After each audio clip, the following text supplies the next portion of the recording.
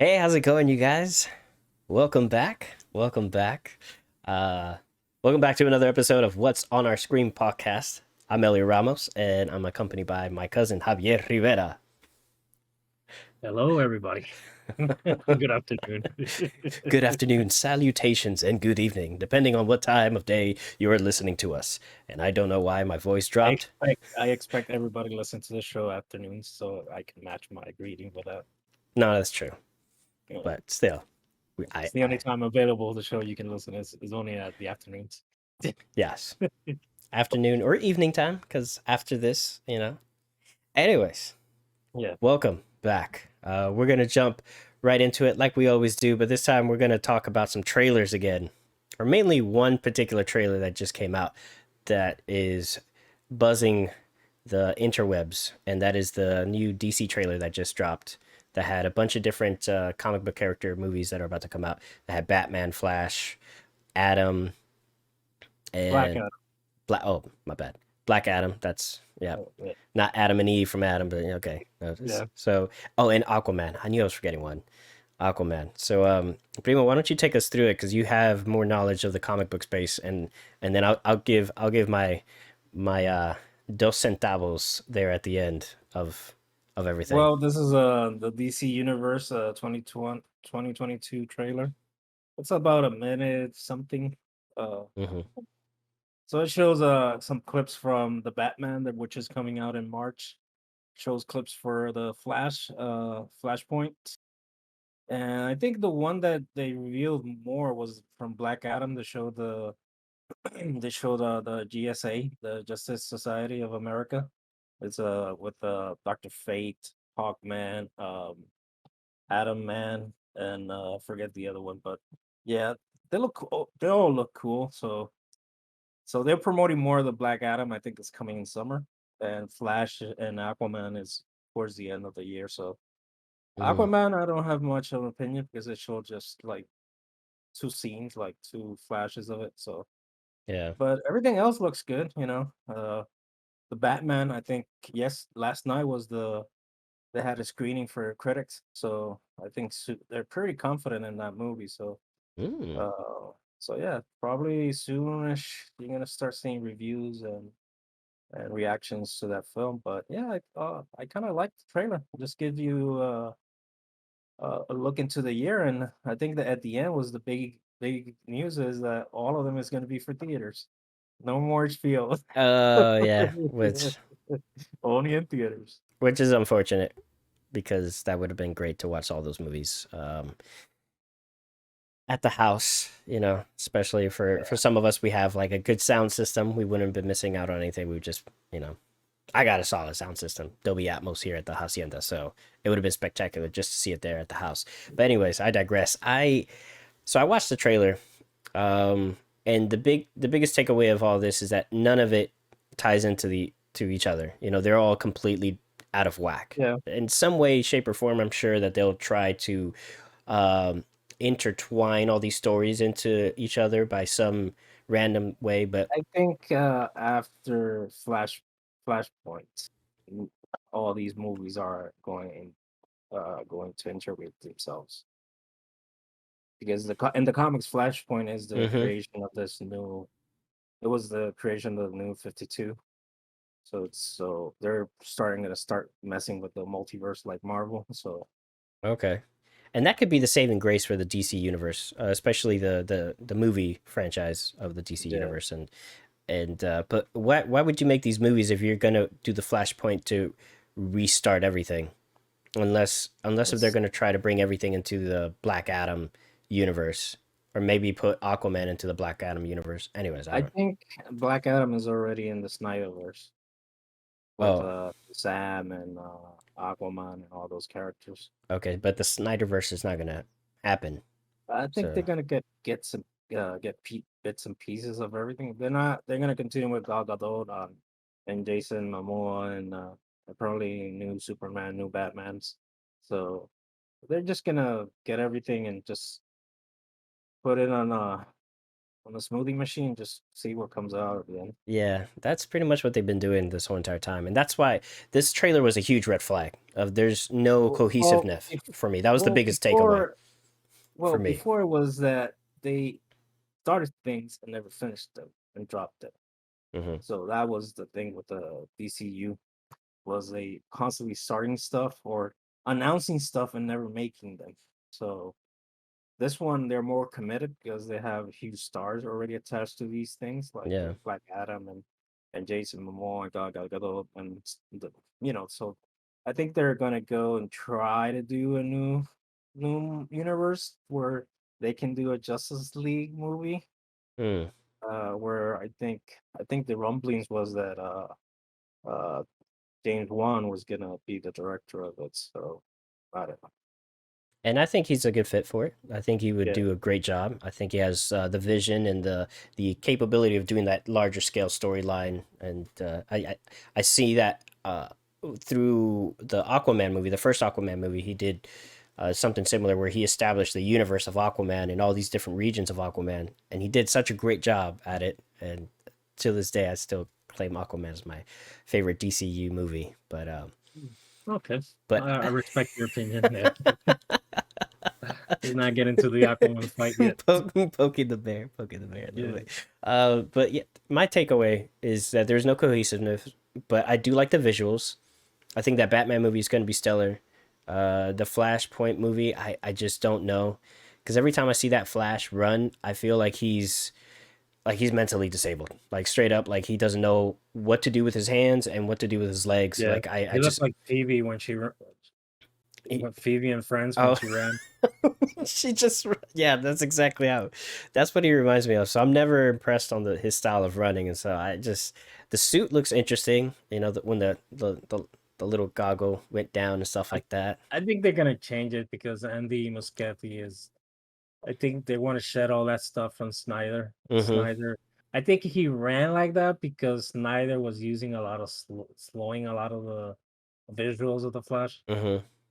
So I think he just wanted to be inside. When Flash is running, he wanted to that's close up, so he just looks so weird.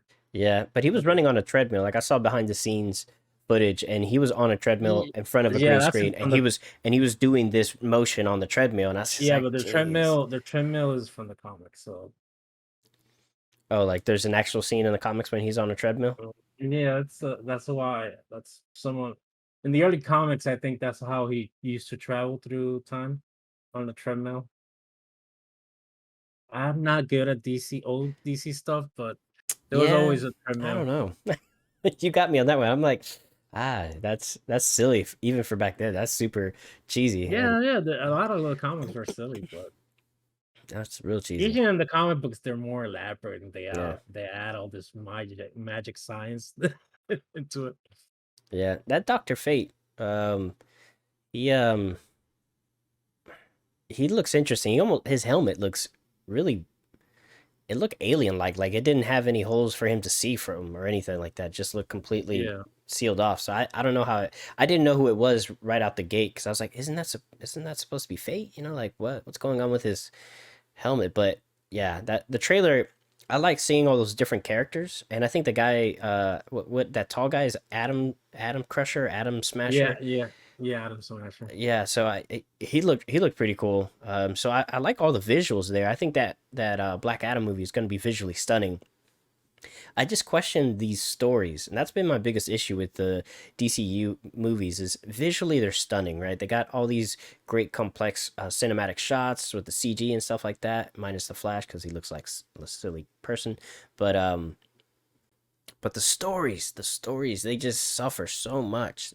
They make no sense. They have no logic behind them. It's just organically. They don't develop well. They don't establish things. They just do things just to do it because they're like, oh look, hey, remember this from the comic books? Remember this? It's like it serves no purpose for the story and just it's just there.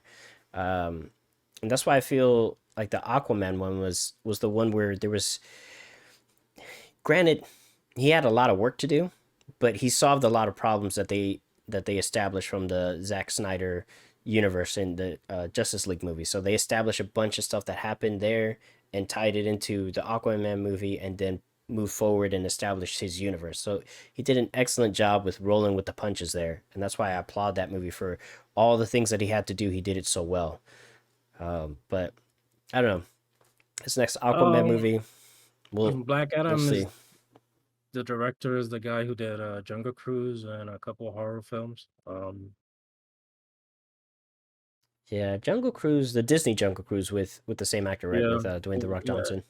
yeah, Jaume Colette Serra. So yeah, I think he that's why The Rock chose him or something like that. Mm. I mean, that the movie wasn't terrible. Like I didn't hate the Jungle Cruise. It was fun. It was a lot of fun to watch. Um, Story wise, they could have definitely casted somebody else to play a Hispanic role, but you know, it is what it is. You know, so I don't know. I just for Dwayne the Rock Johnson being Hispanic, just it didn't sell me on it because I was kind of like, oh, okay. Spoiler alert, by the way, people watching the watching and listening. My bad. But yeah, other than that, it was entertaining. So I guess I could expect the same thing, a very entertaining movie with semi what acceptable plot points and stuff. So again, I I see mean, you the can you can't ask much if you. I'm just gonna throw you something here. You know, after Boba Fett and you just enjoying that show. okay. I can't take those commentaries about plot points and all that stuff. That show is really bad. All right, So all come right. on. So that's how we okay. That's how we're gonna transition into this. All I'm right, just listen, saying. I'm just saying. No, listen no, here. but stay in the format. Stay No, in the no, format. no. So DC trailer. It was fun to watch. Interesting. I recommend everybody who hasn't seen it yet just go watch it. Bunch of DC movies coming out that we're gonna be visually stunning pieces of crap more than likely, except for the Batman one, which is gonna be good. Now we're gonna transition over to Boba Fett because Javi decided to take off the gloves and start fist fighting over here. Okay, so I haven't watched it. I haven't watched it. okay, well here we go. Last week I stated that, you know, I appreciate what they did with this episode because it was great and it made me biased. Now, I'm not saying that the show is fantastic because it has a lot of problems and mainly because the main character is not there for the second half of the series. Of like the first season that's catered to the book of Boba, you know, it's all about Boba Fett and Boba's nowhere to be found in like the second half of the show. So, but that that episode was so powerful because they brought in a specific bounty hunter, Cad Bane, who I love. I love that character from the animated series. What happened to him? So they decided to bring on this badass character and then do absolutely nothing with him. Thank you. Nothing. This season finale of this show just it there was so much hope, right? But they decided to, I don't know, just take a big old dookie on it and just wrap it up in a bow and be like, here you go. It's like shows lately can't stick the finale. They just can't. And this show had a great start. The first three episodes were fantastic. Developing and establishing how Boba became the daimyo or gaimyo, whatever, the daimyo of Tatooine and becoming the boss, the mob boss essentially of Tatooine was fantastic. And Granted, what he did at the end. he didn't do anything. Like it was Didn't he give it away to the Black Wookiee? no. He didn't give it away. No, he kept it. Okay. He kept it. Yeah, yeah. What are you talking about over here? What are you talking? I don't He, know. I mean, Maybe he didn't maybe really do anything to be honest with you. So they established a lot of things. There's just so much in the show that they established so that a lot of stuff they established and no payoff. it's just like it's silly payoffs that didn't, like, for example, Cad Bane should not have fought Boba Fett at the end. Spoilers, ladies and gentlemen. I'm sorry, but you know, it's just, I'm gonna spoil the heck out of it. Cad Bane and Boba Fett fight, and it's supposed to be like this big epic fight, right? And it just wasn't that. It was the dumbest fight ever and the dumbest use of a badass character. Cad Bane should have fought the sheriff. That should have been the real fight. And Cad Bane should have just walked away, you know, because he has no business being there anymore. And then they start talking about how, oh, Boba, like, I've known you for years, and like supposedly he trained Boba in some arts or something like that, or how to shoot, like how to fight, like whatever, like that was never established. They never connected those dots until that moment. And so they try to hype up a fight that was never, it was never Boba's to begin with. And then Boba, like, and I'm backtracking now. Boba takes out his big old dinosaur, the whatever creature that he got in the beginning of the series. He brings it out and starts fighting all these mechs, these big mechs that are just destroying the town. And Boba's getting tossed around left and right with on top of this creature, and this creature's getting shot, which he should be dead because of the cannon fire, but whatever. And Boba's on the creature's back the whole entire time, and then Cad Bane shows up and throws fire at the creature, and Boba's like, "Oh my god, my balance! Oh," and he falls off. Like, come on, guys. It would have been better if Boba just would have been like, "Okay, I'm gonna have to fight this guy mano y mano because it's the way or whatever," and let the freaking creature go. But no, like fire bad and scares the creature off. This creature just got done fighting these humongous mechs and getting shot, and it's fine. And Boba's still on it. Boba got crushed into a wall on top of the creature, and he didn't fall off. But oh, so help me, if somebody's cooking or grilling in the backyard and there's a spark of flames, that creature's gonna lose its mind, and Boba's gonna he's gonna fall off. It's like, yeah, okay, great job, Oh Disney, man, great job. you got opinions then?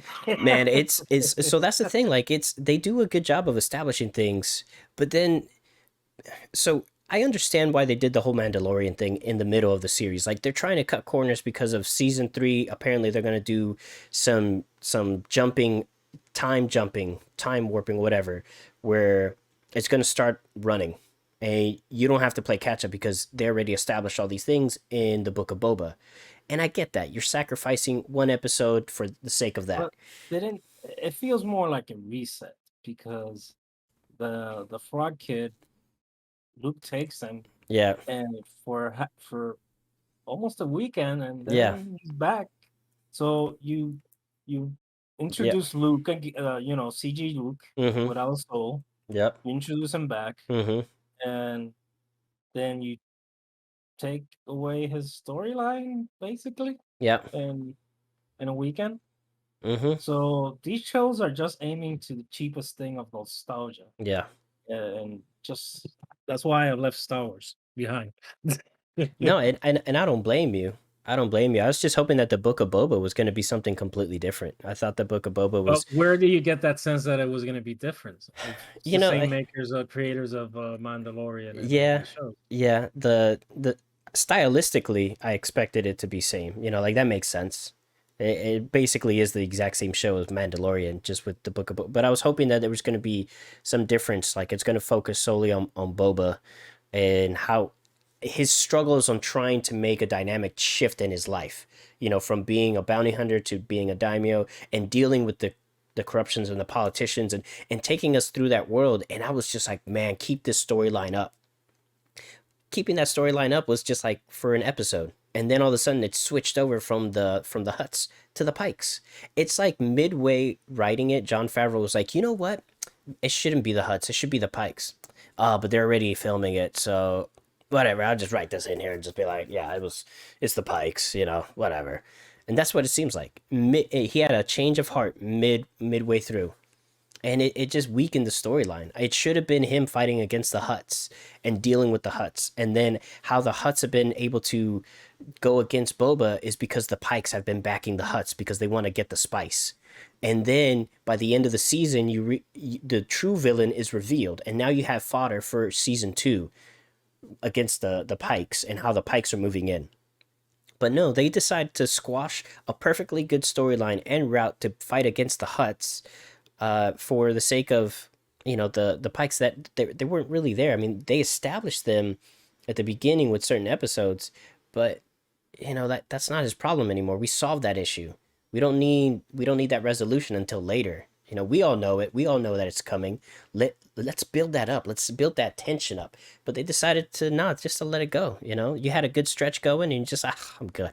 It's over. So Yeah, yeah. It feels like I haven't seen it, so it feels like halfway through the season they kind of like, huh. So, huh, I don't know. I don't feel good about this storyline. Okay, let's do Mandalorian 2.5 Yeah, and here it feels almost like a Marvel show. Halfway yeah, points these Marvel shows just turns to into garbage. So yeah, and something that I realized yesterday, a couple of days ago when they released the poster for Obi-Wan, um, that the stupid show is gonna be in the same fucking planet. yeah. It's all in Tatooine, man. They can't. Yeah, Three fucking shows in the yeah, same place. yeah. Uh, And it's supposed to be a galaxy. Yeah, yeah, no, you're absolutely right. There was a comment that I read, somebody on Twitter, and they were just like, "Hey, love the fact that Obi-Wan's coming out, but can we do a show where we see like all these other epic planets? You know, maybe something with some green stuff." And they showed like different pictures of different planets in Star Wars, and I'm like, "Yeah, give us that. Like you have all this momentum, all this freedom, and you're just zoning into this one There's dirty, still dusty one in planet." Coruscant. I just want one in Coruscant. Yeah. Yeah, this underbelly show of Boba Fett like should have been in Coruscant. It I would have been more yeah, interesting. yeah. If it would have started there and him waking as well, yeah, absolutely. I agree. There's even the Book of Thrawn. The Book of Thrawn, like the audiobook is Yeah. a billion times better than what like the Book of Boba. But in that you get this you get this dynamic of the underbelly of Coruscant and how it functions in the politics and how you move up and how you have to scheme and connive your way up there and Very Game of Thrones. oh yeah, very Game of Thrones, but it's so well done and and it has that Star Wars essence and there's like certain levels that you're not supposed to stop at and everything like that because if you do, you either know somebody there, you owe somebody money there, or you just a badass and you just don't care, you know? But it's It's such very Mass Effect when you go yeah. to the planet where you're there's this planet that's a huge city in it, and you do a lot of these helping the police do these missions inside the planet. Mhm. Mhm. It looks like that. So Yeah. It definitely has that.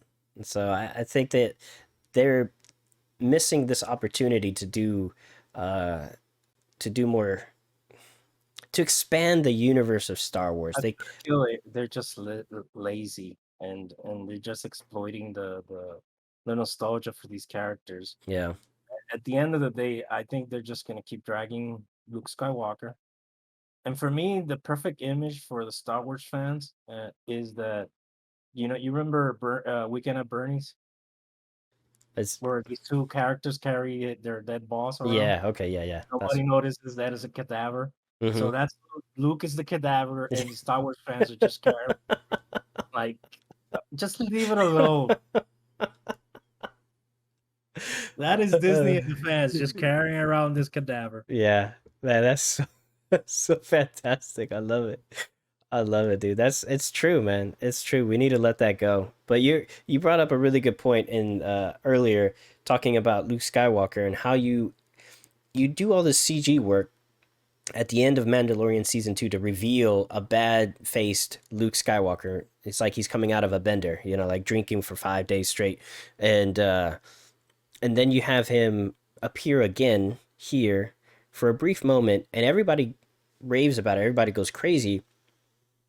But then you just it's like it's not going to go anywhere based on the decision that Luke gave Grogu. That's it. That's the end of his training. And I felt that like Luke wasn't gonna be this narrow-minded teacher. Like it seemed like he learned all the things that he needed to learn from Yoda and But Obi-Wan and how they what did is things and then he should just pivot and do it differently. That's why building the order up again was so important to him, but he was doing it different because he obviously still carried a blaster. He wasn't always carrying, the lightsaber and but stuff he like that. never finished the training, so True. And that's why I think he and he doesn't need got to the have same that. option. Hey, from Yoda is like you have to finish your training. You can't go save your friends. And he went and saved his friends. Yeah. He didn't save them. He just popped there. He didn't. They saved themselves. So That's true. It's just a big old waste of time. But it was just like he was giving into his emotions, and I feel like yeah, Luke Skywalker giving Grogu that decision. Yeah. And people can correct me if I'm wrong, but I felt like it just didn't fit. Like it was there was a lot of things in the Book of Boba that didn't fit for me, but that situation felt like why would you give him the armor, teach him how to use the lightsaber, and then let him go back? Like I felt Grogu did nothing at the end of the series, nothing. Okay, Well, he was the Deus Ex Machina, the save. He stopped the robots, one of the robots, I think. yeah, he stopped one of the robots. And suddenly, I think he put asleep the kaiju beast.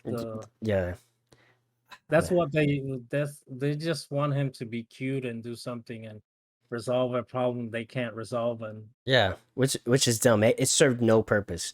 Grogu being there served no purpose, and the fact he appears like he hijacked the X-wing, like he just hijacked it from Luke or something like that in the middle of the how night, the hell took out Luke. anyway, explain to me how he reached there.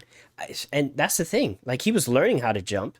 Did Homeboy jump there? And that's the other thing. Like the way he was walking and all that stuff. Grogu, when Grogu's around Luke, Grogu's a badass. When he's around the Mandalorian, he turns into this green gooey mush and doesn't. All he does is just like That's and why I sleeps. didn't like the character in the first season, because there were episodes. Oh, he was a baby, he couldn't do jack shit, Yeah, and then other episodes he's choking somebody to death. yeah, Like, so what is it?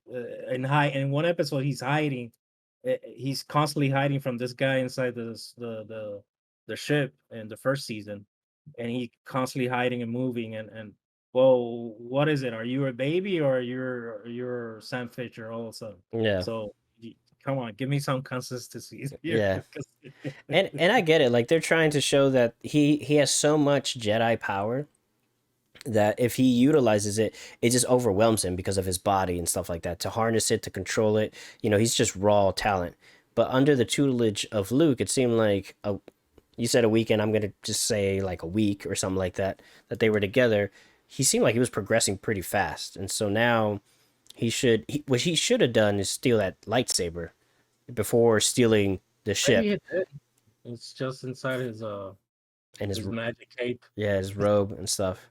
But that's I just this last episode How okay, how did Luke get the Yoda lightsaber? well, Yoda always had it with him, apparently. Um, when he went to exile. And so it was inside of his hut. So it was there and There's no scene of him taking it, right? I think at the end of episode 3 when he's fighting Palpatine and he supposedly lost and then he's He like lost. to exile I must go. It's like, bro, that was just like round 1. You can go again. Like you don't have to call it quits here. Um, Yeah, but he that was decides to. that was the prequels. Yeah. Like I'd understand if it would have been cool if Yoda got like super injured, like straight up like yo, he got almost killed and gashed and he's like, "Oh," and he's using his Sad thing is that they're gonna make Yoda appear again. yeah, High Qui-Gon Jinn is going to appear. No, Yoda's but I going to mean, appear. in the High Republic timeline they're setting up. Oh yeah, he's already there. Yeah, Yeah, 100%. Yeah. yeah, It's cuz he's when he died he was like 900 plus years old. So, yeah. and don't 200 years before the Skywalker, so he's there. yeah, he's totally there. He's all part in the order and everything like that. So, yeah, this season finale, it was just pointing back to a bunch of stuff that they established earlier, and they're like, "Ooh, remember when we did that? Remember when we established that? Oh, remember these characters and remember this and those characters, those bikers, the modded up people, they were like the most out of place characters in the whole entire show.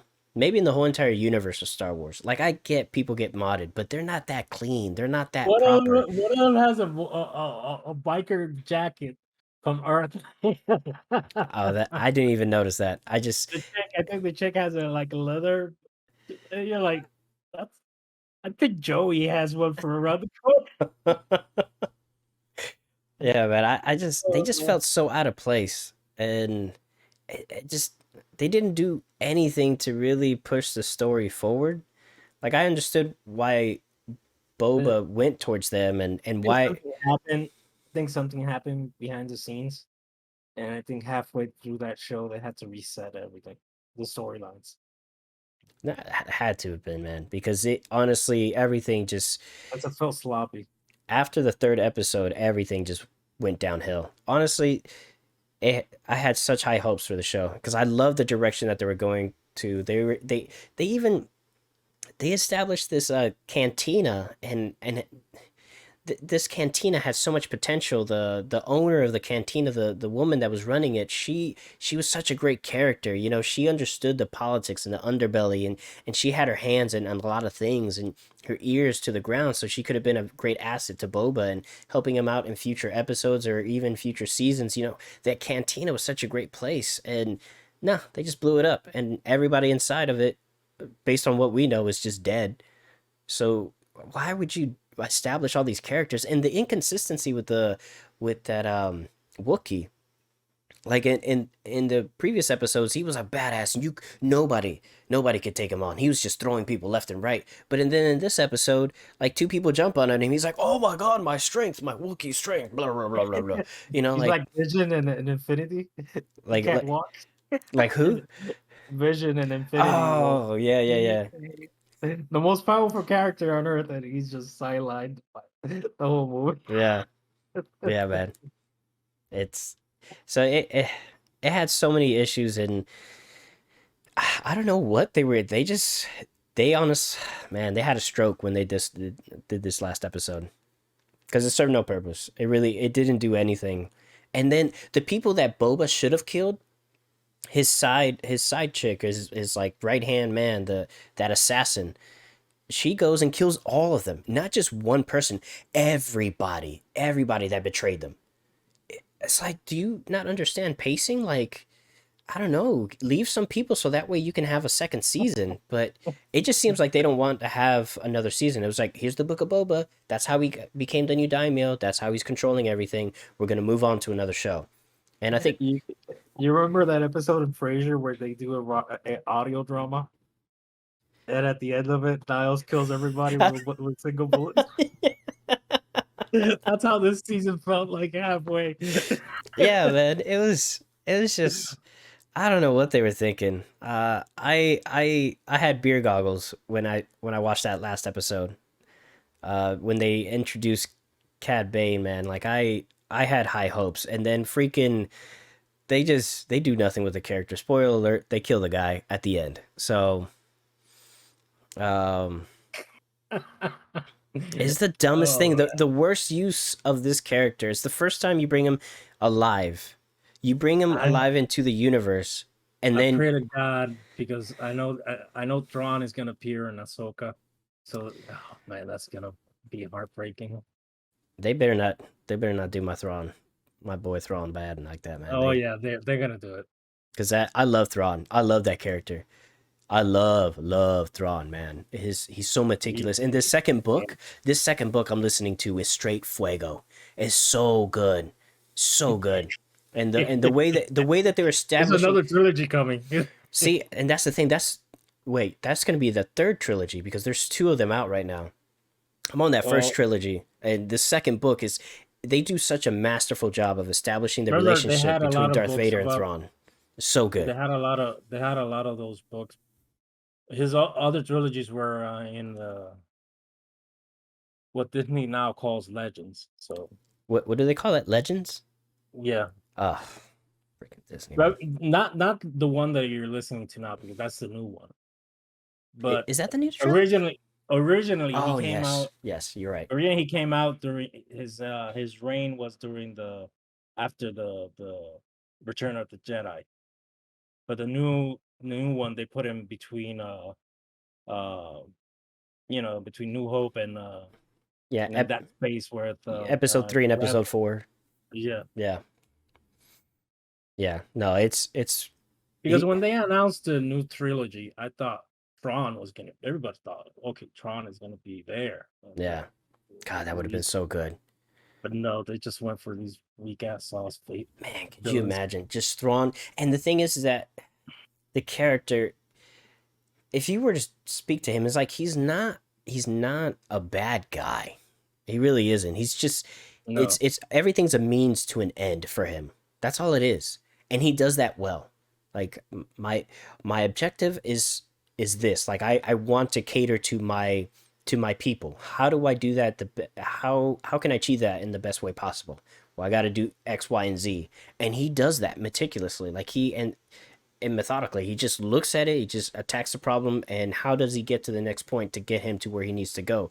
And he does it so well, so well.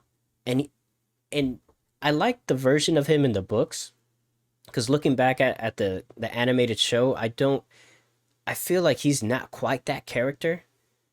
In the animated show, they went a little bit ham with his because he's really not that evil. He's just very meticulous, you know, based on the books that I've listened to. He's just very meticulous and he calculates things and he doesn't really want to kill anybody. He just gives situations he gives you an ultimatum and usually if you go his route, you're going to be okay. It's nothing's going to happen, but people just decide to go against him and anyways, but the character is fantastic and I hope that they do him justice cuz if they don't then it's going to it's gonna suck, man. I don't know. I think I at that point I'll quit Star Wars too.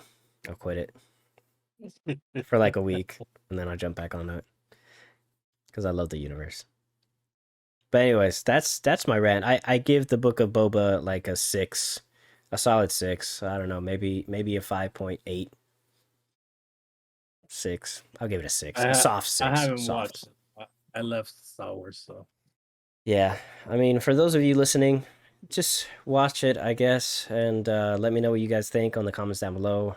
Let us know because I have yeah, I was very disappointed. That ending is gonna disappoint you. Even though there's a lot of fans out there, they were just like, we yeah, loved it. yeah. People were like always crying. Oh, I cried at the end, and I'm Yeah, like, okay. it's like Grogu's the best thing. Like everything was crap until I saw Grogu fall asleep next to this Rancor. You know, so there it is. Yeah, But I think Disney figured the formula for fans. which is unfortunate because it's an insult. If you really think about it, it's an insult to us. It's insulting our intelligence, telling us you guys don't know No, what the hell you want. You guys don't care about this well, stuff. Just here it that's is. that's when you go back to all these old creators, directors, writers, and executives. They always said that the public doesn't know what it wants. Yeah, that's true. Even I think James Gunn wrote something today about that too. Like about that hey, people don't know what they want. You have to surprise them. Like like he says as you know, look, like this is his quote, James Gunn. No one asked for Sopranos. No one asked for freaking Star Wars. When Hollywood only tells stories the public is asking for, the chances of being surprised and delighted are minimized. No one asked for Peacemaker, and that makes me all the prouder. And it's touched so many of you. Yeah. No, it's a good quote. It's great. Yeah, those are great words. I just give me a good story. You know, that's all I ask. Like, give me the Book of Boba. I don't care. Give me a freaking radioactive Luke Skywalker, but just give me a good story. That's all I want. Give me a good now, story with now I want a weekend at Bernie's with Luke Skywalker. we're pretty much getting it right now. But Yeah. man, it's so bad, dude. Anyways, that's the Book of Boba right there. We're gonna move on. That Well, let's drop it into the Sarlacc pit. Oh. yeah, no, straight up. He should have stayed there. He should have stayed Yeah. there. He should have been I there. heard somebody said that. That's not Boba. Boba died inside the Sarlacc Yeah, pit. this is This is him. Uncle Fester. This is He his looks like mind. Uncle Fester from the Adams. Oh yeah, man, that go. This is probably like a moment. These are his last thoughts. Like these are the things that he wished he could have done before he died. If he Yeah, had to live his life again, I think he had a fever dream before yeah, going into the last part of the Sarlacc pit before he died. yeah, I And think when so too. That's what they should chalk it up to. Like, oh, and guess what? This was all a dream. Like he's dead. He's really yeah, dead. Like he didn't yeah. survive. No, yeah, he just imagined Yeah, all the this. ending should have been the Sarlacc pit just burping. Yeah, Burp. right. Honestly, that would have been better. That would have been a whole lot Yeah. better.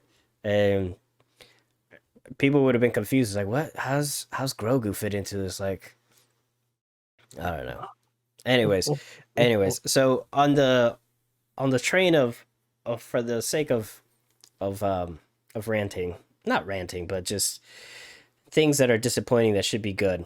Um, I recently watched this anime called Gantz. It's an old anime. It's a 2004 anime that the concept for those anime fans out there, Gantz is popular anime that the premise of the show is essentially when you die, you get copied by this machine that's a ball, and there's a human person inside of it, and you get photocopied into this place. So you're kind of in between life and death.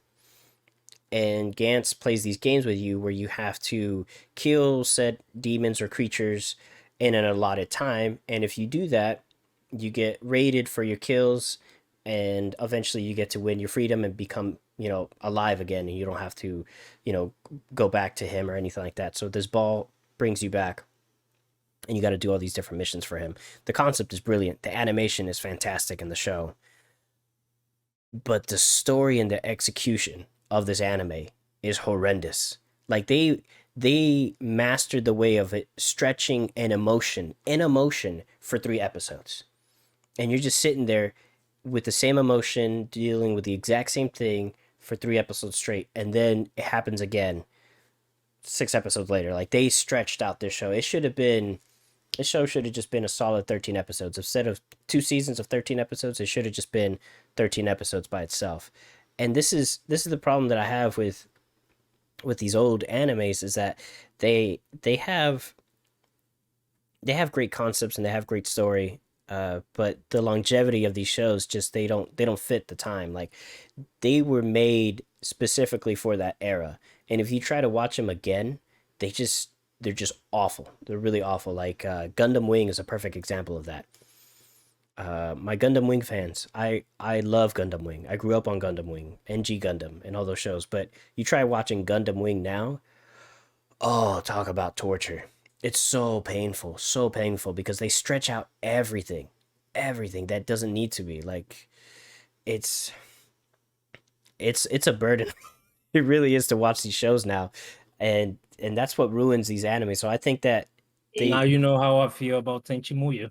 yeah, and that's the thing. Tenchi Muyo is, I'd say, my all-time favorite anime, but to watch it now, it would be painful. It'd be really painful because the Now you emotion in there. understand my pain. Yeah, no, I do. And all those years back, I was just like, come on, man, it's such a great. It's like, no, it's not. It's like, but still, like, it was perfect for that time because during that time, we weren't getting enough of that anime content like we do now, and storytelling was a bit different in the whole anime culture. You know, you had these emotions, and these emotions were stretched out and expressed, but never told. They were expressed internally and manifested in physical action, but they were never, told or spoken into life, kind of thing. And that's what Gantz was. Even though Gantz is a very very adult anime, very adult, but these it's just such an emotional rant that led nowhere, and it's just a poor execution on a great story and a great plot. And honestly, it's really creative, and it's very popular because they have Netflix has a CG animation version of it, which is fantastic. And then there's two live action adaptations of the show, Japanese movies. So so there is traction on this anime, but again, like watching something that's so dated and watching it now in 2004 wasn't so long ago. So that's why I'm impressed with the animation of it. But man, that story was just so weak, and that's something that, and you guys can let me know in the comments, like how do you guys feel about these older animes, and do they still hold up? My thought is no, they don't, based on these animes that I've seen. And I just wanted to express Gantz was one that was um growing up. I had a bunch of anime friends, and they were just like, "Oh, you gotta watch Gantz. You gotta watch Gantz. Gantz is awesome. Gantz is awesome." And I finally watched Gantz, and yeah, no, it's it's just an emotional. It's just a bunch of teens PMSing all over each other, and it's just this big old emotional ball of, I don't know, just it wasn't as good as I thought it'd be, and I'm curious what you guys would think about it. But these old animes just don't hold up. They really don't, and that's my rant on Gantz. And Primo, I apologize because back in the day I was just like, no, these animes are awesome, and you suffered through that, so I appreciate you. Well, I don't accept your apology. Hope you suffer more. Believe me, I suffered a lot with Gantz, man. I had No, no, moments where no. I You was need just more. You need more. there was moments where I was just gonna take it off, but I just wanted to Your power penance through is to not see. over. Your penance is not over. So no. Oh man, yeah, no, it's never again. I probably watch some older animes like Yu Yu Hakusho holds up. Yu Yu Hakusho is the bomb, and they don't. They Yu Yu Hakusho is You what's see up. why do I have to forgive you? Just go back and just do the same thing. Yu Yu Hakusho is a badass anime, Like, dude. It is awesome. Tenchi Muyo not so much. It doesn't hold up now because yeah, Yu Yu Hakusho is just good. The concept is good. The okay, storyline is good, and yeah, okay. Who was right the first time? I'm well. I'm just saying, just Who was saying, right the first time? Yu Yu Hakusho is different. The other ones, you're You right. said that about Tenchi Muyo. Tenchi Muyo is awesome. It's just you can't watch it now. You just can't watch that anime Also, now. it's not good then. It is It was good. It's never. just It was never good. it just doesn't hold up. Does Yeah, it? because it was never good. It was It good. was just you were young, No, I don't. feeble, and weak-minded, and you just fell for stupid stuff. It was good, man. It was a heartwarming anime about a young man Mhm. trying to find love throughout the galaxy. Sure, sure it is. Anyways, Tenchi Muyo, I love you. So, another show that we man, man, Gilded Age. I'm saying man because we went on this Boba Fett rant, and I just realized that we had this other show that we want to talk about. Um, the Gilded the Gilded Age. Uh, it's by the same creator of Downton Abbey, Julian Fellows. Am I saying that right? Am I saying his name right? Let me see. Let's see. I I'm think so.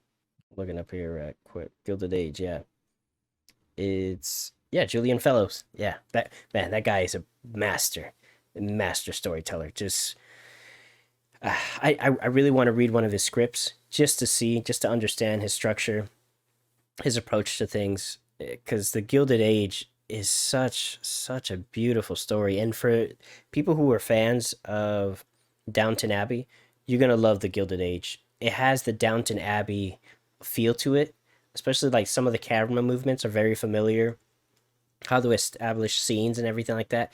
But it has its own voice because it's in New York. So for those expecting a Downton Abbey copy, it's not that. There's similarities, and I would say only in the camera aesthetics and how the camera moves and things like that. It's very Downton Abbey esque, but it's on HBO Max, so it has that edge to it, and it's a story about old New York competing against new New York, and it's like old money from like the Mayflower and railroad money trying to make a foothold in New York, and the old New York is trying to prevent that, and so it's a clash of different kinds of classes, even though all classes are represented in this show, and it's so masterfully done, and how somebody from who goes somebody who doesn't have any class or any status goes from having nothing to having everything and being part of old New York, and we're seeing the world from her perspective, and how this old New York treats new New York, but she's part of that new New York. Like her approach to things is very advanced, it's very common sense. It's like, we need money. Why don't we go to the richest person? It's like, oh, that rich person is old. It's new New York. We can't go to him, and we can't get that railroad money. It's like, but why? Like, so it's that class struggle, but done so eloquently. It's endearing. It really is. The show is fantastic, and after each episode, I'm itching to see another one, and it comes out on Mondays on HBO Max, and it's a treat. It really is. So I highly recommend it for anybody who loves Downton Abbey.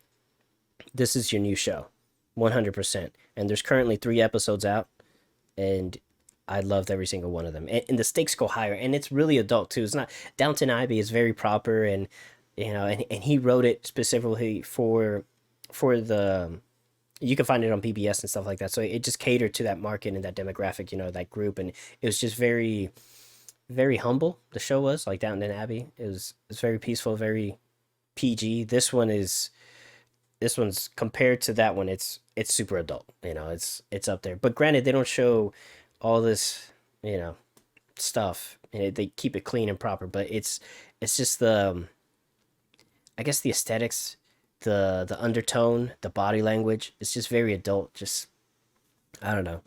Yeah, I enjoy it. I really like it. I highly recommend it for anybody who's Downton Abbey fan or Julian Fellows fan, because his writing is astonishing.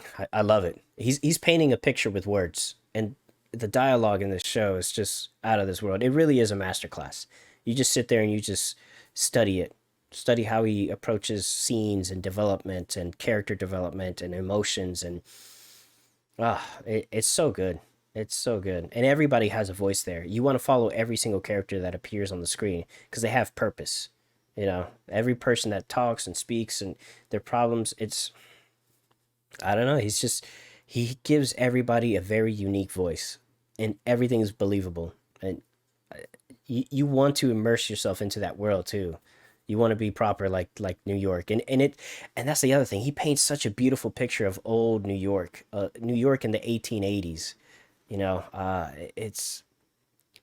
It's breathtaking. It really is. So I highly recommend it. It's a portrait of a show, and you guys should definitely watch it. Primo, your thoughts or concerns? I have none. I haven't watched Downtown Abbey or Oh, it's so so, good. but this one is a little more intriguing for me. So I'll probably give it a watch. Yeah. No, I highly recommend it. 100% recommend it. It's really good. Um, but earlier, before we got jumped on the show, you were talking about Ridley Scott, and it made me think about his show, Raised by Wolves. The second season came out. Season 2 is out right now. The Mhm. first 3 episodes of Raised by Wolves, season 2 is out, and I highly recommend it. Season 1 was fantastic. It's for all my sci-fi people out there, it scratches that itch for sure. It's like he's telling the story of rebirth of mankind. It's almost biblical the way he approaches this story about atheists and religion and how they clash, and how that those two frames of mind devastated Earth, so we had to go seek other life or another planet to live on across the cosmos, essentially across the galaxy, and we find this one planet that seems to be it doesn't seem to be too hospitable, but the planet itself holds a secret of a ancient past that the characters slowly start to discover, but also deal with their trials and tribulations of trying to raise these androids are trying to raise kids, essentially the next generation of mankind. They're trying to raise them in this unhospitable earth, and they're followed by the atheists and the religion, and everybody's just kind of now fighting for dominance of this planet, and it's a fantastic show. But season 2 is building up to be something of a, I guess, like a mind tease. I guess because it's so the show has a lot of, it's vague. It's vague. It answers questions, but once those questions are answered, it leaves you with more questions. And so every time you feel like you get one question answered, you get two more questions. You're like, that gummit, where's this going? So I recommend it for any sci-fi fans and any Ridley Scott fans, because Ridley Scott is on fuego right now. So, pretty much that. What your thoughts on that, if you have any? I I haven't watched it. I think I watched the trailer for the first season and I don't know, it never grabbed me, Mm, so I have to give it a chance though.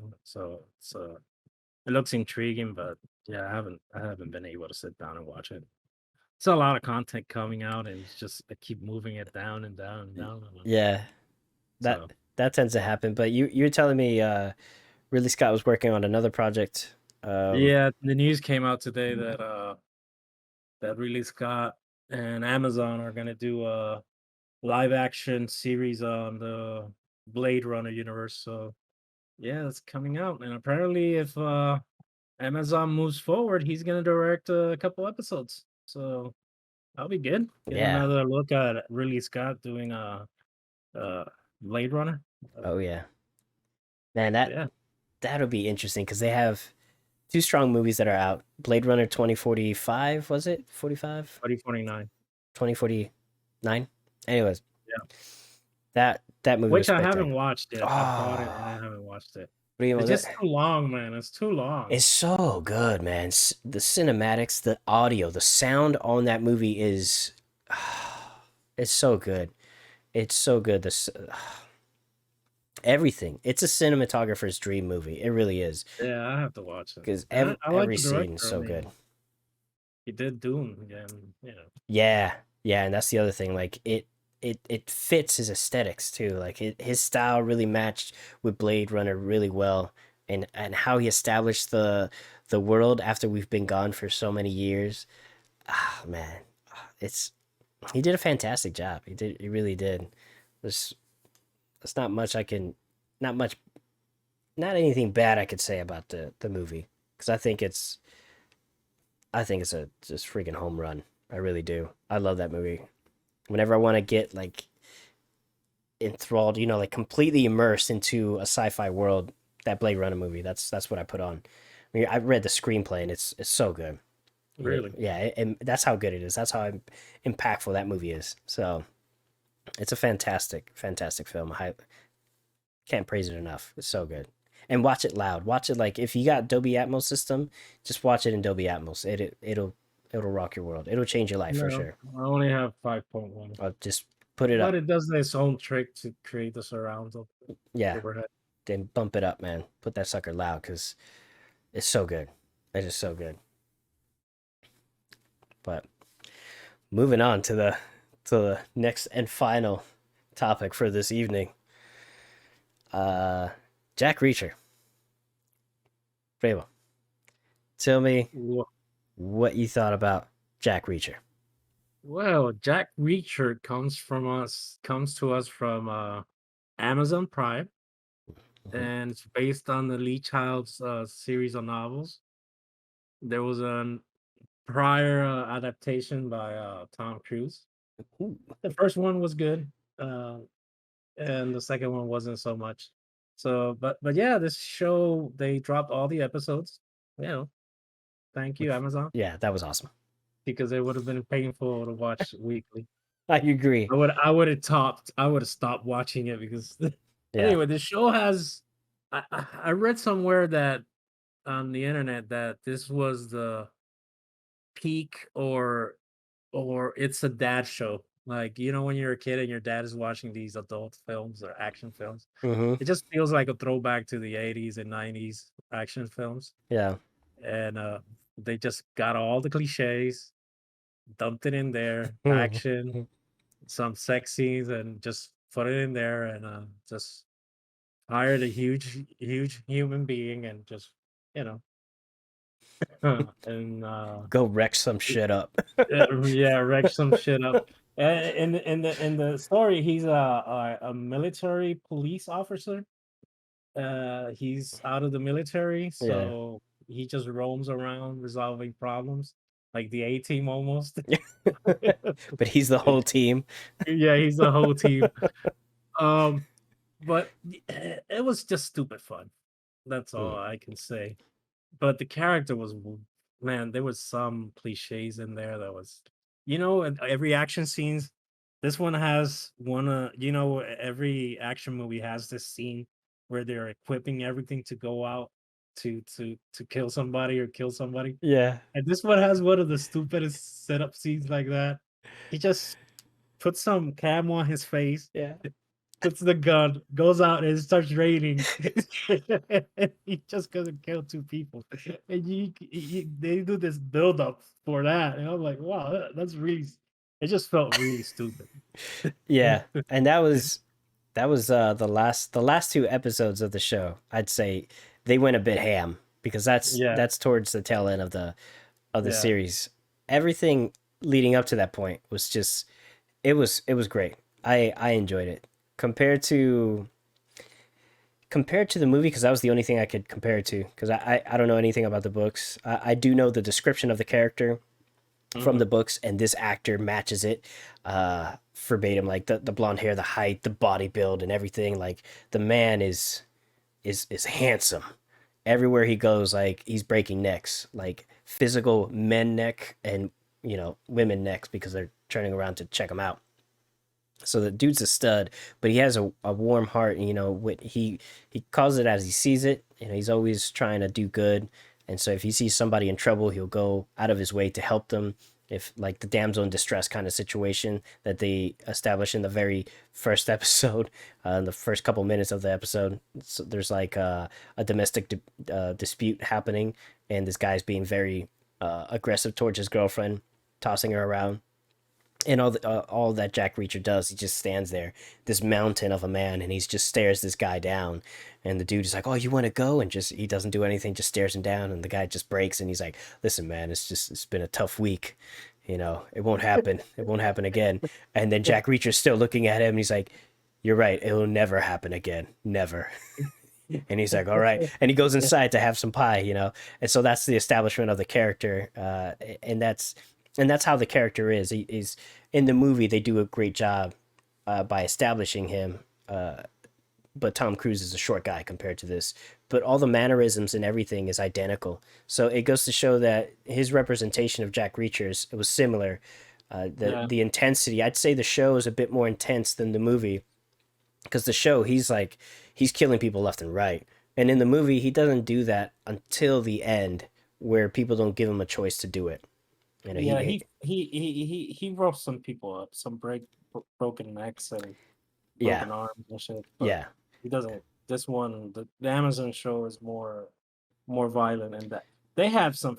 They had like there's one when he goes to New York and this killer is following him, yeah. and that thing was out of Mortal Kombat. What he did, He starts to dangle off his neck. he jumps off this balcony with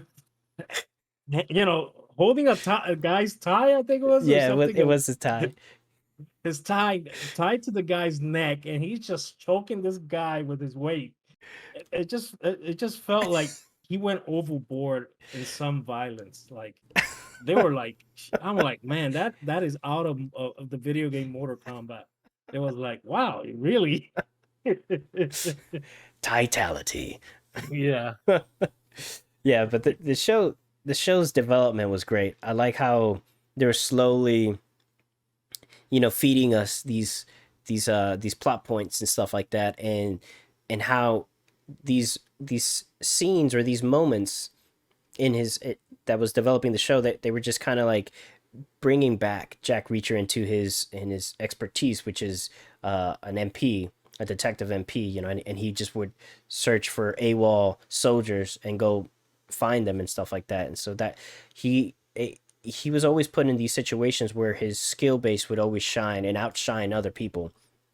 And that's what I loved about the show, that we were slowly getting to know Jack Reacher based on these moments and these scenes where he can, you know, where we could really focus on him and his abilities come to the surface essentially. So I really enjoyed that establishing. I love the buildup of the show and all these different moments, but I feel like they went a bit too far with this. And maybe this whole entire season is based off of the book, right? And maybe wasn't the best book to utilize because for those of you who yeah. haven't seen it. I think it was based on the first book. They took some stuff from there. Oh, okay. See, and I don't know about that because Yeah, I never read the books, I so feel like each book could be a season, and last I saw there was probably 16 plus books out there. yeah. So They got material Yeah, for they can years. take, and because not every book is good, or you're not True. gonna do that. So you can take and Yeah. leave stuff. So Amazon already approved renewed for a second season. Oh So yeah, and I'm really looking forward to it. uh, I think the show was fantastic, and the way that I they think developed everything. I'm in. I think it's how do I say this? It's an enjoyable show. Hmm. You turn off your mind and just it, it's a good binge. If you know, Yeah, to, if you're gonna watch it with your dad or brother or something, it's just goofy fun.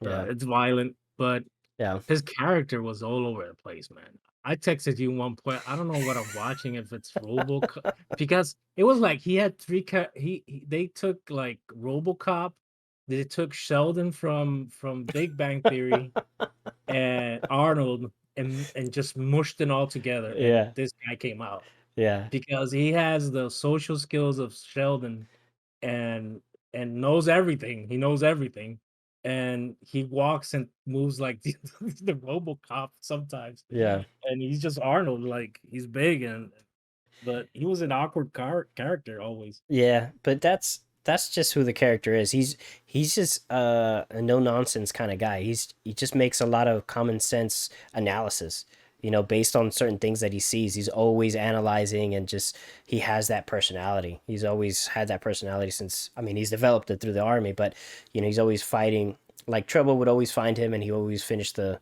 fight kind of thing. He wouldn't start it, but he'll finish it. But even in the movie with Jack Reacher with Tom Cruise, they had that same energy where he was, was a no nonsense, no BS kind of guy, and he was just analyzing the information that was given to him and coming up with these common sense solutions that some people just wouldn't see, But he would always analyze and be like, "Oh, that's the solution because that's Yeah. the only one that makes sense." And But when I say that they dropped all, they put all the cliches in this show, mm, they put them all. The villain just doing the ranting and telling yeah, everything. And there's this one point where he thinks he's figured out everything.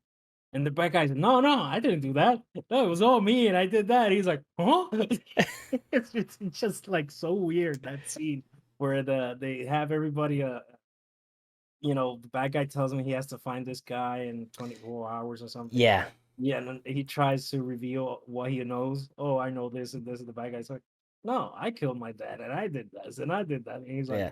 oh, I wasted a lot of episodes listening to this guy. And that's the thing. So the show is great all the way. I think it's what? How many episodes? 8 episodes. Eight So episodes. the show is great all the way up to episode 6, right? All Yeah. great stuff. Episode 7 and 8, it just goes a bit too ham. Like they were locked up in this room for 24 hours or something like that, and you got to write 8 episodes. And by the last 2 episodes, they were exhausted Yeah. and they just had no more ideas because there's things in there that make no sense that they established earlier in the show that just it just doesn't like. For example, he dresses up like that painting scene where he paints himself and everything and Yeah, Camel. the camo thing and like okay, that's cool, he's going all army, but then like they established earlier in the show that the guy that he's about to fight is a weak guy, like super weak. Like he's been tossing people around left and right throughout this whole entire Yeah. show, and then all of a sudden this little hamster of a guy starts fighting him, and he's like, oh my god, I'm getting beat up. It's like, bruh, you just threw a bunch of people through a wall, and you're having and people twice this hamster size, right?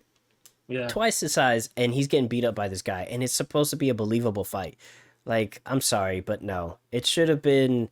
He should have just taken him out as soon as he just put his hands on him Yeah, to be that's like, why I understand why he put Camel and did all this sequence of him preparing to go out to do something. yeah, And you put Camel on your face, and then you walk out and it's raining, and the camel's going out.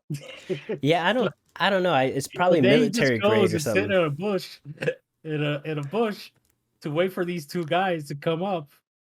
You should have dressed in black. You didn't need the camel. It's so stupid. Yeah, maybe the camo was he went a little bit cosplay there. I think that was like maybe a scene they filmed, and they thought that was the ending, and maybe they got extended by 2 episodes It's because it feels like there's somewhere there's somebody stretched it. and some of these scenes don't fit with each other. Yeah, no, I totally get that from the last two episodes, because there's another scene where they finally get caught in that scene where you're talking about, they reveal like the bad guy divulges all the information that Yeah, is so and pertinent. it's not the same information that Jack Reacher reached to that point. Yeah, Yeah, which I'm you okay made him with. look like an idiot. He's like, these people are following him, and he's the super detective with the bad guy's girl. No, I killed by that. Yeah. No. I mean, it's like But what? my issue with it was the fact that he just kind of walks into this room and there's three guns pointed at him, and it's the silliest thing ever, because this is the person that's been giving the most headache, and you're just gonna be like, oh well, we know that this other character is alive and we need to kill him, but nobody here has the tracking skills like you do, so you have to go do it. So we're not gonna kill you. Like, bro, You're come not on. gonna leave that giant alone These walking around. they've had these you know, South American mafiosos walking around finding everybody. Venezuelan, Okay, Venezuelan, Venezuelans, yeah. Venezuelans. Yeah, you're like what? They've had these Venezuelans roaming around finding everybody, and you're gonna tell me that Jack Reacher's the only one that can find this person? Like, Yeah, okay, that's where I was just like, come on, the fight I forgive, but this is stupid. This is stupid. You got three guns on Jack Reacher. The person, you just kill him. You just wouldn't be like, yep, no, we need you because. And then they have this scene where they're like he flattens a tire to for them to stop, to pull over, and it's just like it's not, it's like after that point things just did not I develop mean, organically. I'm not gonna go to that to that diner. If those forks are that sharp Yeah. that it could go into, Straight up, two things, right? The forks are way too sharp, and please no, give my child a plastic fork, because that's gonna yeah, cut his tongue off. Or two, Jack Reacher has the strength of a demigod, because yeah. homeboy stabbed that, and I thought the exact same things. Like, that fork probably would have been. It probably would have been. I mean, he had a spoon, uh, a fork, and Like a butter knife or something. a butter knife there. I mean, he chose like, Hmm. no, I don't trust the butter knife. I'll take the fork. He probably should have gotten the Crayola. It's like, nah, Yeah. this is the one. This is it. Orange, red, orange. This is where And it's he gonna bent go. over so fast and stabbed that thing that the guy who was guarding him didn't even notice him Yeah, when he bent over. yeah. He's like, well, he must be checking the tire pressure. I appreciate that, even though I have a gun pointed to his body. So it started getting pretty silly. And then the last scene completing the series of the season finale, like they're all in this area, this factory, and they're all fighting in smoke, and it's not really believable. Like, more people start popping out of the smoke, kind of thing. And again, Mhm. there's this fight between Jack Reacher and this other kid that fight is semi what believable, but it's like these moments that you're fighting in smoke, you can't breathe, you're not superhuman, so you're not holding your breath. So the two of you should be coughing up lungs right now, but they're just having a full on, like, full oxygen fight, throwing each other around, and it's just like, come on, bro, like, give us something, put the Yeah, logic because back into the moments show. before that, it's the everybody else in his team is coughing and has to get out. Exactly. And Oh no. he's in the middle of the factory. He and the bad guy are not coughing. Nope. The bad guy is telling a story that he went to Africa on a hunt Yeah. all the time You while should check Jack out my Reacher is Instagram living. pictures. I took like 16 of them.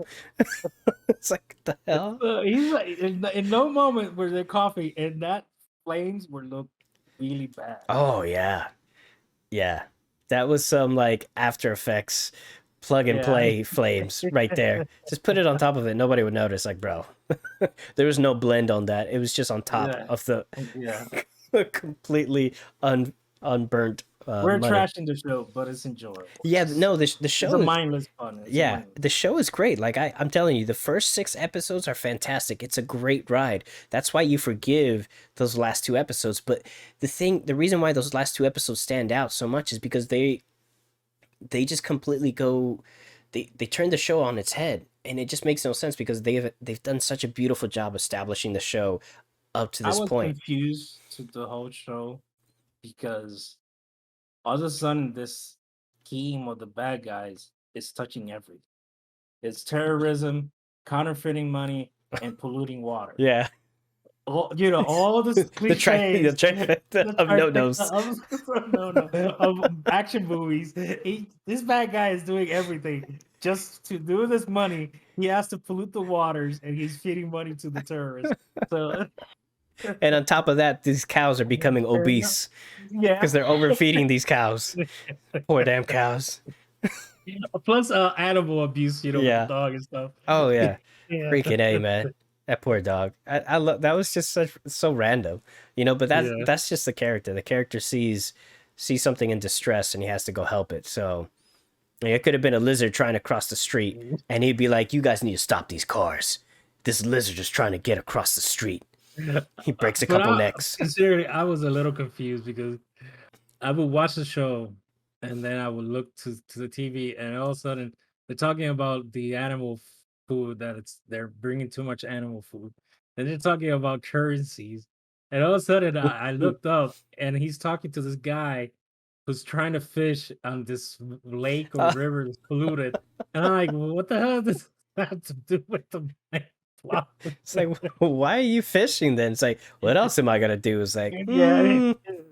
hmm, okay. You need to get a hobby, sir. You need to do something with your life. Oh You're not gonna man. survive much longer in this town if you're fishing in a polluted water. It looks like you're drinking Yeah. unsanitized And beer. So I mean, this is one of those funniest things about these show or the movies and stuff is the body count that this guy is leaving around. And no agency is just investigating, no FBI. This town is so far in that even the FBI just mm, even mm, in New York, he dangled that guy in New York, left his prints there, his yeah, DNA and everything. He yeah, just walks off. Other than that, yeah. everybody's But that's the thing. I think that's the whole point behind it. That this mystery goes so high up in the in like that are people that are involved with the situation, that the people that he's killing are people involved with him, or they are invested into the situation or are part of it. So if the FBI is in on it, they're gonna want to clean it up. They're gonna want to like completely hush it up. So it's elements like that you could get away with him killing these people and have no consequence. But they do in the previous episodes, like 1 through 6, they do a good job of like explaining some things and showing things off. But I don't know. I agree with you. I think there's moments there where it does go ham, but the first 6 episodes are fantastic. I can't tell you how much I enjoyed the show because it was just one of those no nonsense kind of shows, and this character's a no nonsense character. Yeah, it's a throwback to those movies and shows. It's very refreshing compared to what we have now, where characters are just a little bit too emotional, always thinking about other Yeah. people. It's just this guy is just like, I'm free. I do what I want. I live my life the way I want it. Like I answer to nobody. I don't have any bills. I just roam the states. I have a pension. It gets deposited to my account. I do wire transfers, and that's it. I roam around with a passport, and a toothbrush, and I have wild, crazy sex with a bunch of women that just apparently throw panties at my face. So I'm good. I'm living the American dream. Uh, So, but yeah. but Jack Yeah, Reacher. it was fun. It was fun. It's just I'm just making it. I'm making fun of it because it just threw all the cliches Oh in yeah, there. yeah. There's The no, trifecta of the bad guys. Yeah, yeah. There's no escaping all because that stuff. those bad guys were doing like that. It was something that was when they took somebody out, they made it. It looked like serial killer killings. Like they nailed this cop and cut his balls off Oh and yeah. put inside his stomach, and nailed him to the wall. Then the other one, they execute him. They torture his wife, surround him by mirrors, Yeah. so he can't miss anything. And I'm like, man, this is like not fit into this show. It's like this somebody had an idea for a serial killer, and Jack Reacher's gonna fight him, and they just I don't know. It was like so many ideas into this show that Yeah. it just at some points it does. That's why at the end it just felt like bloated because it had so much they couldn't figure out everything. Yeah.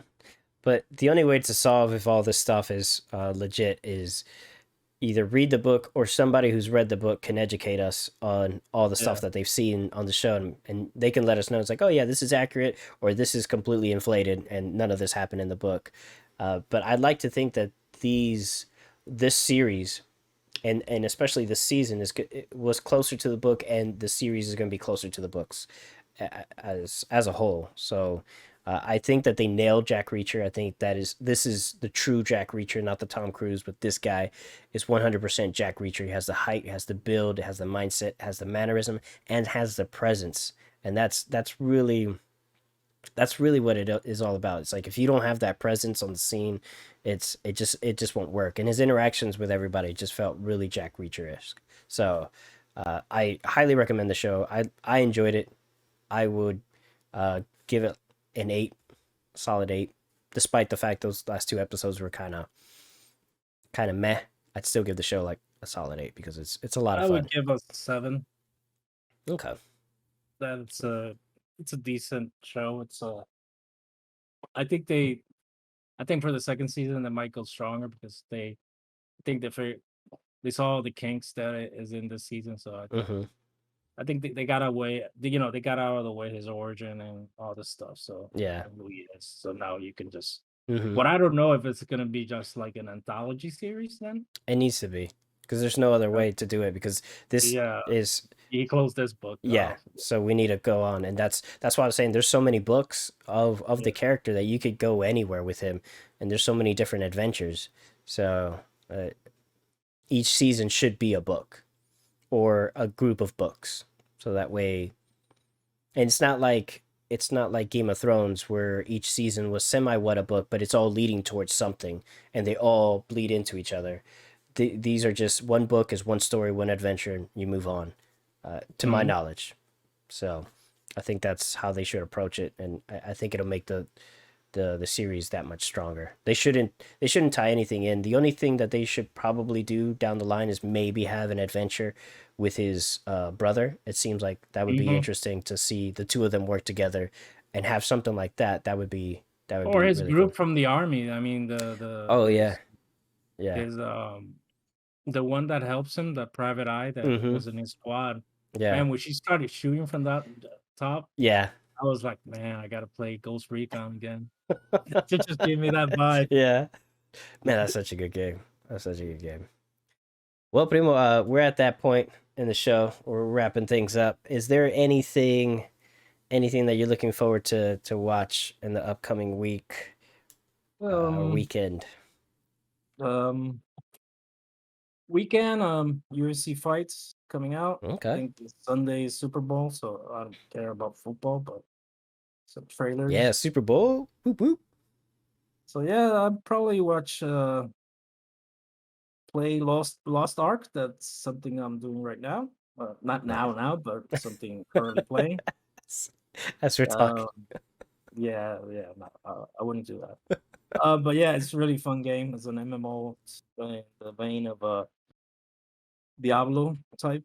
It's an isometric action RPG MMO, so it's very fun. It's from Korea, so yeah, it has all the stuff from Korea. Nice, It nice. says to say that. I But gotta yeah, it's check that super out. fun. Yeah, free to play, so anybody can. I think today's the official launch. I got in early, so but yeah, you can play that. But no, I really can't say what I'm gonna watch in the week. So Okay.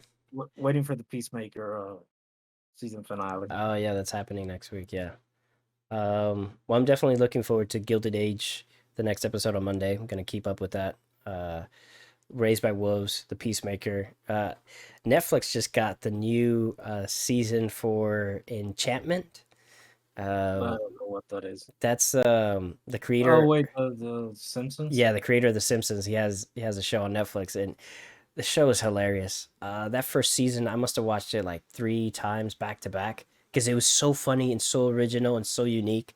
I just wanted more of the show and of the universe. So I just started binge watching it again and again. And whenever I was doing something in the background, I would just watch the show. So yeah, the new episodes came out, and they're 10 episodes each season. So it came out, and so I plan to watch that this weekend. That's I realized that I have a lot of shows that I have to need to catch up. yeah, yeah. I mean, I need to catch up when the what we do in the shadows second season. I haven't oh watched it. my God, yes. I still need to catch up on that. My God, that's such a good show. Yes, thank you for reminding me. Every time I see it, I'm like, I'm gonna I watch already it. finished though. It's all the episodes of that show. Oh my goodness, yeah. I need to sit down and just binge watch that. Yes, yeah, I'm totally gonna watch that. 100%. I'm gonna find time to watch that because I love that show. Yeah. Love that It show. reminded me because I was watching Reacher and Guillermo was there as the Yes, forensic. yes, and that's funny because my dad mentioned it's like, oh, because that actor is on commercials, and so my Yeah, dad was like, oh wow, good for him, like he's finally in shows. I'm like, well, technically, he's like 3 seasons deep on another show, What We Do he's in the Shadows, and he's like, oh snap, I never seen him. So it's good to see him that he's diversifying his palette and everything like that. But the kid is talented. He's really yeah, talented. So yeah, yeah, thank you for reminding me, dude. You're right. There's so much content out there, so much things to watch, and sometimes these things just kind of like they just pile up. yeah they pile up or fall under the wayside and stuff like that, unfortunately. But that's just the reality of things. So much content: Netflix, Hulu, Amazon, HBO Max, Showtime, Stars. Goodness, so hard to keep up. But yeah, ladies and gentlemen, let us know in the comments down below what you guys are watching, and let us know if you have any suggestions for us, what you guys want us to watch, and we might put it on the show. We might actually watch it and talk about it. So that would be really We cool. might. It all depends on. Yeah, I mean, if it's an old anime, I'll question it. I'll Yeah, question it. But but yeah, let us know in the comments down below. Um, like, share, subscribe. You can find us on Spotify now, and Apple Podcasts soon. We're still working that one out, but Anchor as well. You can find us YouTube, Anchor, and Spotify for those of you that are on the go. And Prima, where can people find you if I they? mean, I usually am at the Spanish comic book website, Cronicas. We have a live show Sundays at 9, and here on this podcast. And where can they find you streaming, Primo? Yeah, you guys can find me streaming on YouTube on on YouTube under Raaaboom RAABOOM, and I stream Tuesdays and Thursdays. Lately, we've been playing a lot of Halo, the Halo campaign, trying to finish that up. So it's been a lot of fun. You guys should come by, hang out, watch me stream, watch me play some games. It's a lot of fun. But Drop some Snapple facts in the chat. So yeah, my primo tends to do that, so it's a lot of fun. It's a lot of fun. But I want to thank everybody who's been listening on Spotify and Anchor. Thank you so much. I hope you guys are having a beautiful day. For all of you who are watching on YouTube, thank you so much, and I hope you guys have a beautiful day and enjoy your weekend, ladies and gentlemen. Be safe out there. It's Super Bowl weekend, so have a lot of fun, but be safe. And we'll catch you guys on the next one. Till then, much love. Peace out.